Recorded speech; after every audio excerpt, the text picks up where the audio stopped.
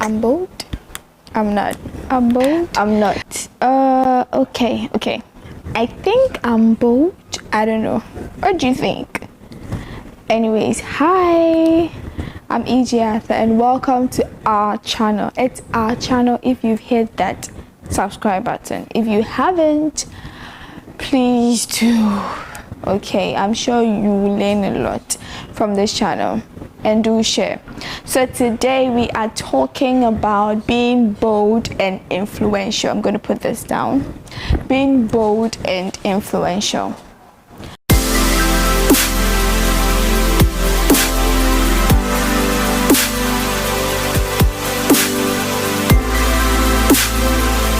Come back.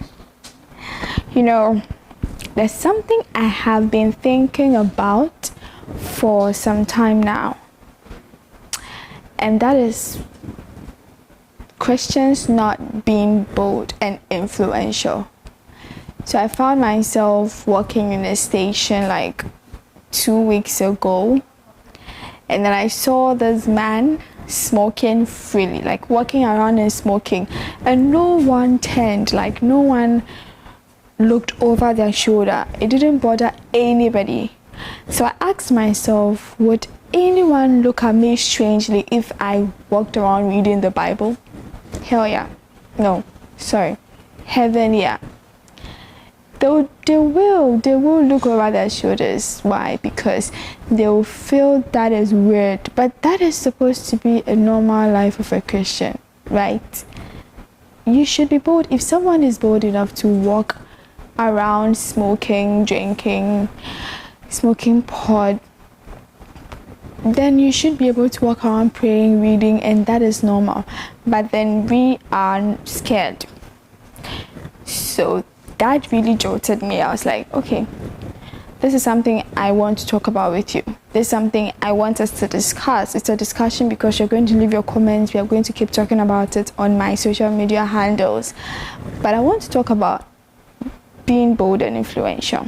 Okay, let me give a practical example of being influential. Colonization. Do you realize that the language you speak and the clothes you wear, like this, I wear this because we've been colonized, like Ghana was colonized. Obviously I'm not wearing an African print, even though that is the normal attire of my nation. I'm not doing that because I was influenced by our colonial masters, and most of us have been. That is how influence is supposed to be. It's supposed to go down to the minute detail, like our language. If you are influencing people, it should go down to the fact that even when you are not around, they can speak like you, like their words, their actions, their conduct. It's based on the things that you do, based on the things that you have been doing. So if you want to measure your influence, just see how much whoever you're influencing is reflecting what you're doing. So the question is, around you, are you the one being influenced or you are the one influencing? Because on the list of inevitables, influence is like number 3. Don't ask me number 2. I know number 1 is death, because we can't escape death. But don't ask me number 2. I just know influence is basically like around number 3.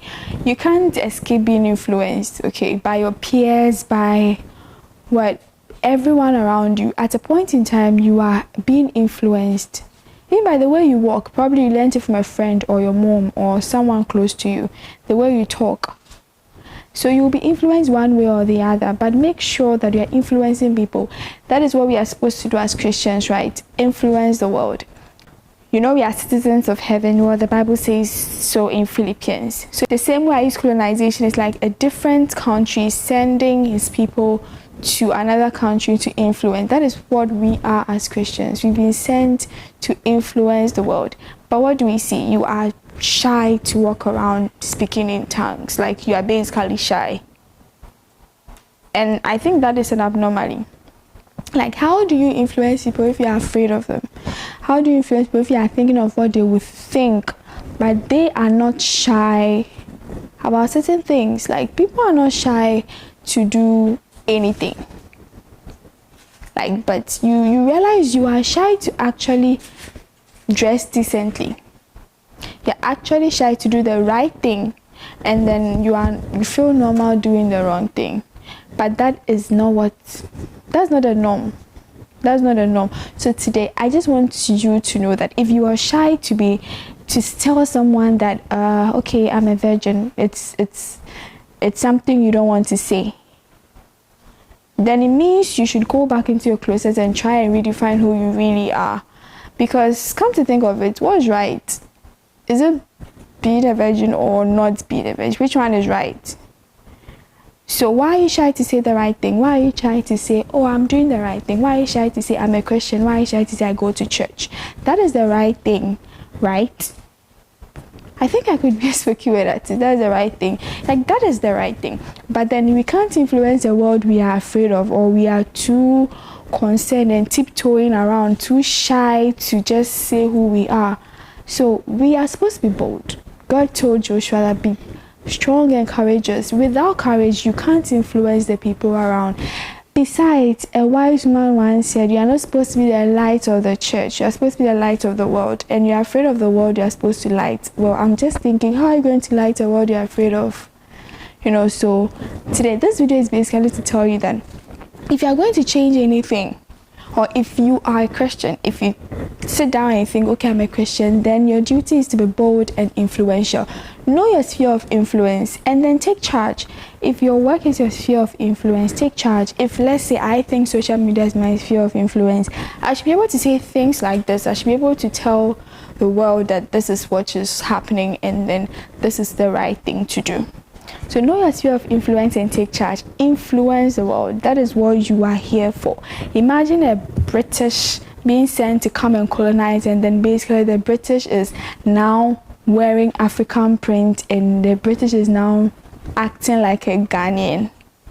It's like the British has been rather colonized. It never happens. When they come, they make sure that every single thing is influenced, down to the language you speak, down to the food you eat, every single detail.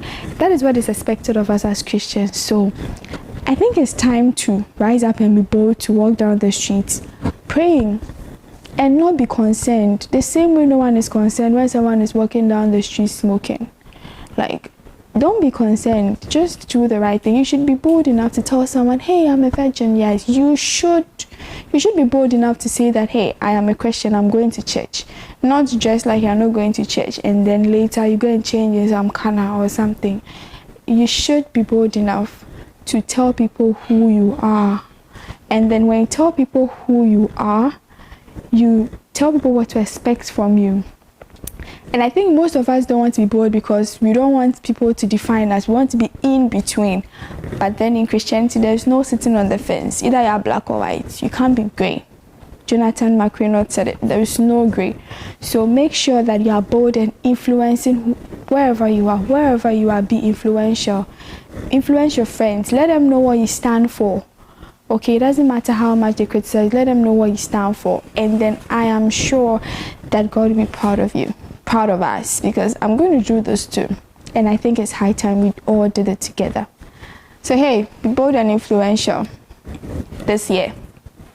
Yeah, see you next time. Bye.